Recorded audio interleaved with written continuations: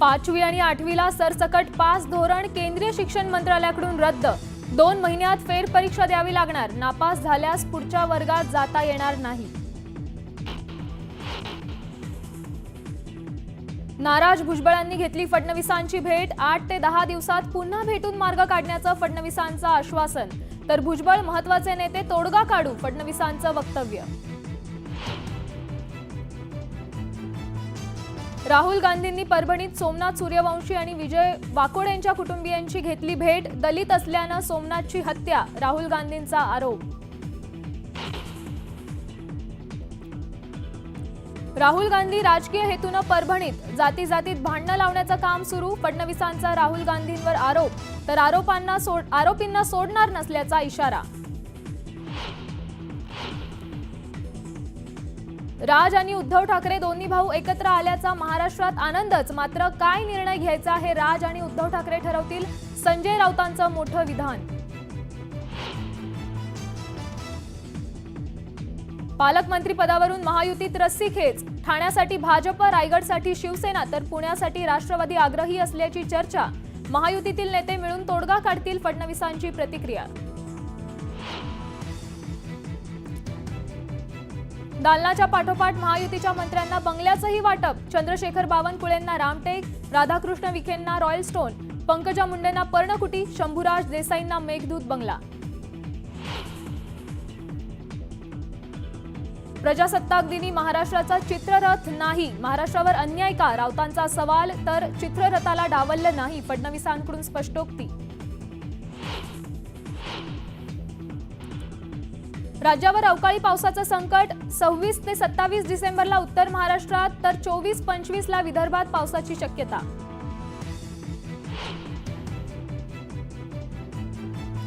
पुण्यातील सतीश वाघ हत्या प्रकरणी मुख्य आरोपीला अटक, फरार आरोपीला धाराशिवमध्ये पकडलं।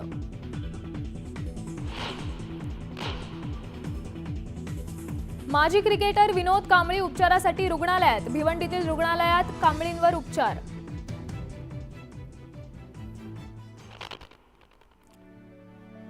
समांतर सिनेमाचं युग पोरकं झालं। प्रसिद्ध दिग्दर्शक श्याम बेनेगल यांचं निधन।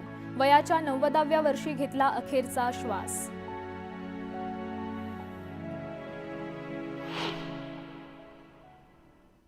नमस्कार, मी श्यामल भंडारे, न्यूज 18 लोकमत मध्ये तुम्हा सर्वांचं स्वागत करते। सुपरफास्ट 100 मधून पाहूयात वेगवान स्वरूपातल्या बातम्या।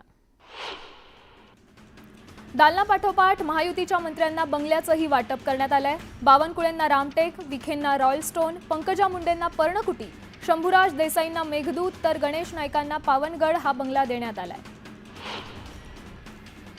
पालकमंत्री पदाबाबत महायुतीत कोणतीही रस्सीखेच नाही, त्यामुळे महायुतीत सर्व काही अलबेल आहे, अशी स्पष्टोक्ती मुख्यमंत्री देवेंद्र फडणवीस यांनी केली आहे।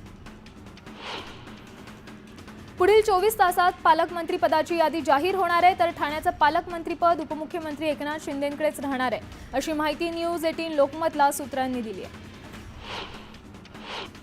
गिरीश महाजन यांनी जळगावच्या पालकमंत्रीपदासाठी इच्छुक असल्याची भावना व्यक्त केली आहे, त्यामुळे गुलाबराव पाटील, संजय सावकारे यांच्यासमोर पेच निर्माण झालाय।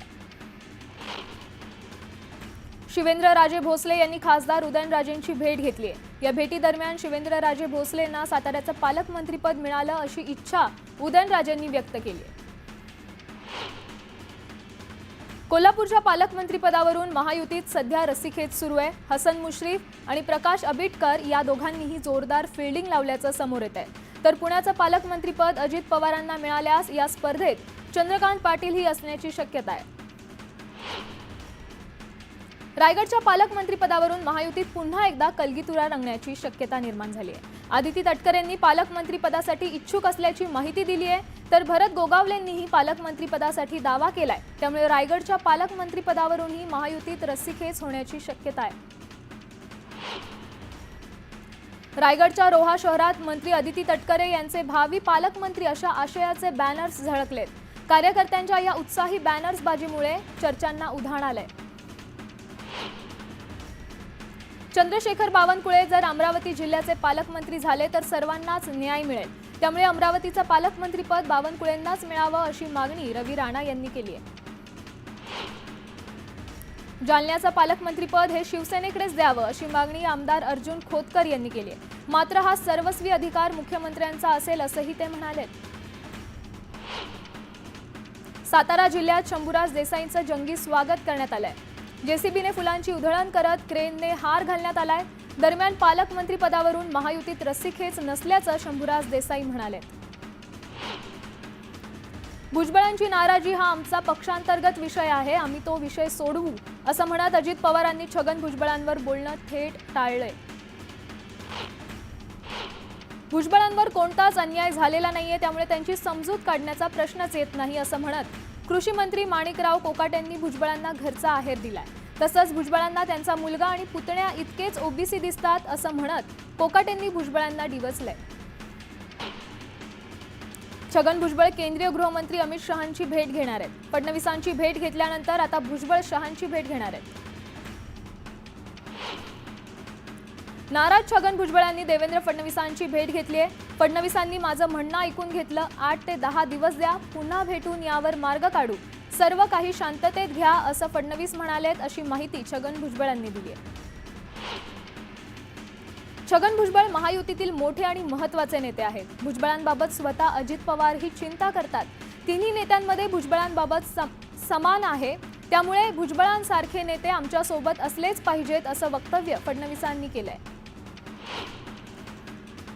महायुतीच्या विजयामागे ओबीसींचा मोठा वाटा आहे. फडणवीसही ओबीसींचं नुकसान होऊ देणार नाही असं छगन भुजबळ म्हणाले. प्रोबेशनरी IAS पूजा खेडकर हिला दिल्ली उच्च न्यायालयाने झटका दिलेला आहे. पूजा खेडकर हिचा अटकपूर्व जामीन अर्ज फेटाळलेला आहे. तिच्या अटकेला स्थगिती देण्याचे आदेश दिल्ली उच्च न्यायालयाने रद्द केलेले आहेत. त्यामुळे तिला कोणत्याही क्षणी अटक होऊ शकते. पूजा खेडकर यांचा अटकपूर्व जामीन अर्ज दिल्ली हायकोर्टाने फेटाळला. पूजावर UPSC परीक्षेत फसवणूक केल्याचा आणि ओबीसी तसंच अपंगत्व कोट्याचा गैरफायदा घेतल्याचा आरोप आहे. जामीन फेटाळल्याने आता कोणत्याही क्षणी पूजा खेडकरला अटक होण्याची शक्यता आहे. UPSC ही प्रतिष्ठित परीक्षा मानली जाते. त्यामुळे पूजा खेडकर प्रकरण म्हणजे केवळ UPSCचं नाही, तर संपूर्ण समाजाची फसवणूक असल्याचं निरीक्षण कोर्टानं मांडलं.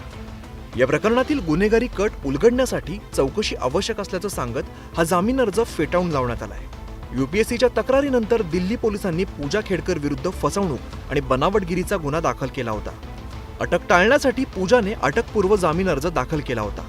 न्यायमूर्ती चंदरधारी सिंह यांच्या खंडपीठाने 27 नोव्हेंबर रोजी या प्रकरणी निर्णय राखून ठेवला होता. निर्देशक सुबोध भावे यांच्या चित्रपट संगीत मानपमान या चित्रपटाच्या ट्रेलर शुभारंभासाठी राज्याचे मुख्यमंत्री देवेंद्र फडणवीसांनी हजेरी लावली. या कार्यक्रमामध्ये फडणवीसांना एक गाणं गायला सांगितलं, तेव्हा त्यांनी मिश्किल टिप्पणी केली. आपण गात नाही तर आपली बायको गायक आहे असं फडणवीस म्हणाले. दरम्यान यावेळी देवेंद्र फडणवीसांनी राजकीय टोलेबाजी सुद्धा केली. आमच्याकडे मान अपमान मनात होतो, पण त्याचं संगीत मीडियात वाजतं. तर सुबोध भावेंसारख्या वेगवेगळ्या भूमिका आम्हालाही साकाराव्या लागतात असा मिश्किल टोलाही त्यांनी लगावला.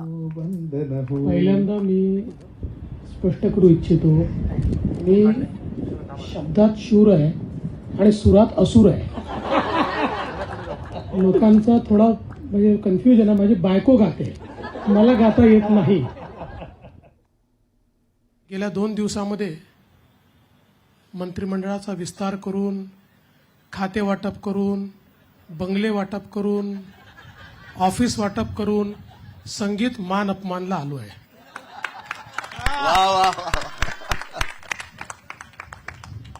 आमच्याकडे मान अपमान मनात होतो, त्याचं संगीत मीडियात वाजतं.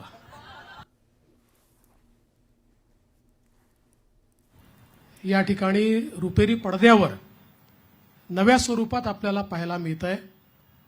आणि अर्थातच सुबोध भावेंनी बालगंधर्वही साकारला, त्यामुळे भामिनी साकारली आणि आता धैर्यधरी ते साकारतायत. हा देखील एक योगायोग आहे. पण आम्हालाही असं करावं लागतं. मुख्यमंत्री व्हावं लागतं, मग विरोधी पक्षनेता व्हावं लागतं, मग उपमुख्यमंत्री व्हावं लागतं, मग पुन्हा मुख्यमंत्री व्हावं लागतं.